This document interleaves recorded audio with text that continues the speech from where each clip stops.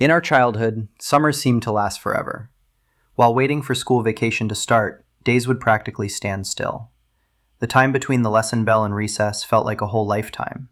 But now, in our 30s or beyond, days seem to slip through our fingers like sand. We just entered the new year yesterday. Before we could even enjoy spring, we find ourselves in the middle of autumn.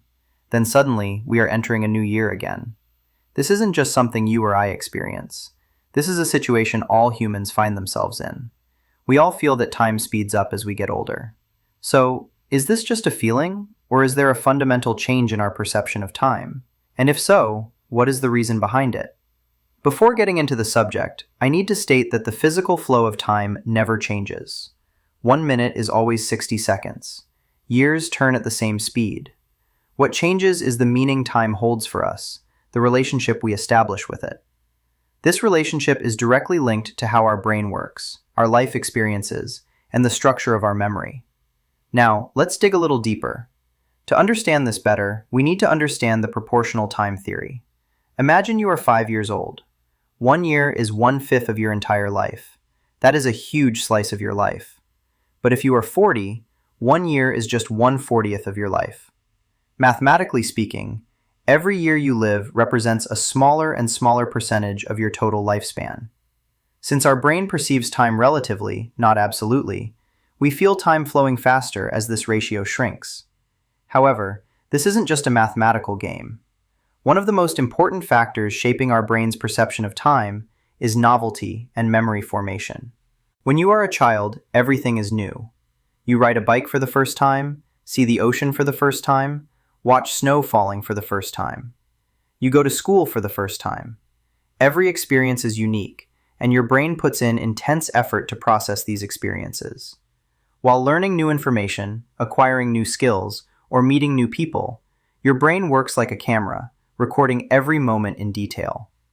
This intense recording process creates the feeling that time passes slower, because when you look back, you encounter countless memories related to that period. Since the memory is rich, that time frame feels long. When you think about your elementary school years, you remember every grade, every teacher, every game you played at recess. This accumulation of memories extends that period. In adulthood, however, life becomes a routine. You get up at the same time every morning, take the same route to work, do the same jobs, deal with the same people, come home in the evening, and watch the same shows. These routines don't require new information for your brain. To save energy, your brain stops recording these repetitive experiences in detail. It switches to autopilot. Therefore, when you look back and try to remember the past month, you find very few noteworthy memories there. There are memory gaps, and these gaps reinforce the impression that time has passed quickly. Imagine going on vacation to a new city. Every day you explore different streets, taste new foods, visit different museums.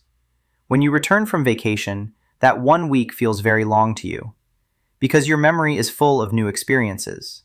But think about a normal week at work. From Monday until the weekend comes, maybe you don't even remember what you did. That week seems to have flown by. Neuroscientists define this situation as memory density. The more different, worthy of coding memories we accumulate in a time period, the longer that time period looks when we look back.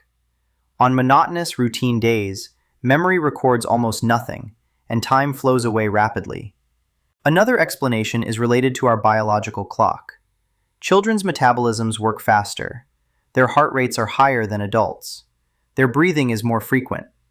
Some researchers suggest that this high metabolic rate slows down time perception.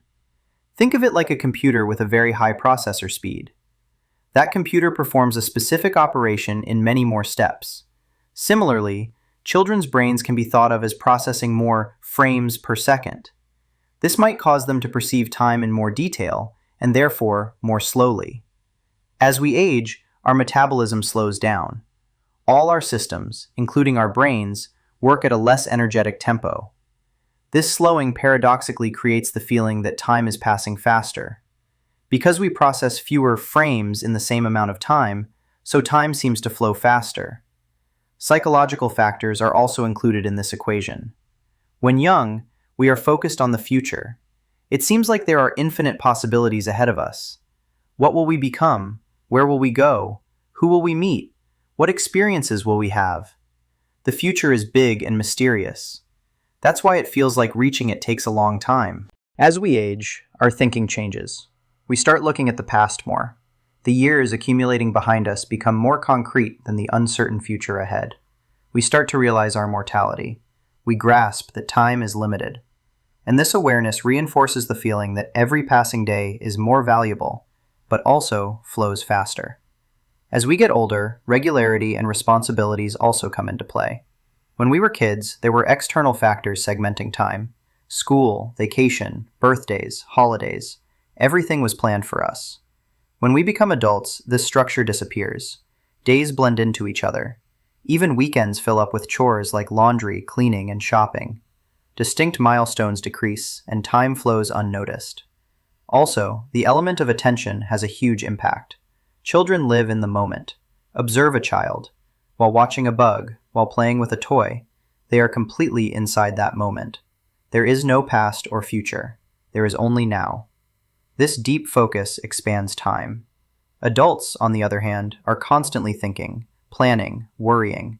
In the shower, we think about tomorrow's meeting. While eating, we calculate the bills to be paid. While chatting with a friend, half our attention is on our phone.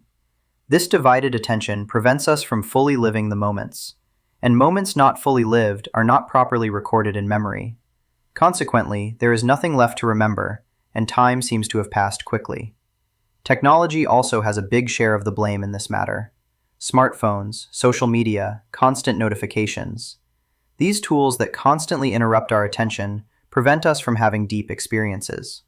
We go to a concert, but watch half of it through a phone screen. We are on vacation, but constantly trying to take photos and upload them to Instagram. We are busy documenting the moment instead of living it.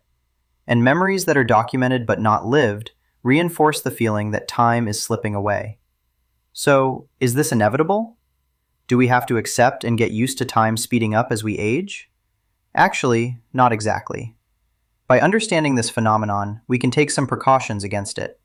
The most effective method for this is to add novelty to our life, to change the routine.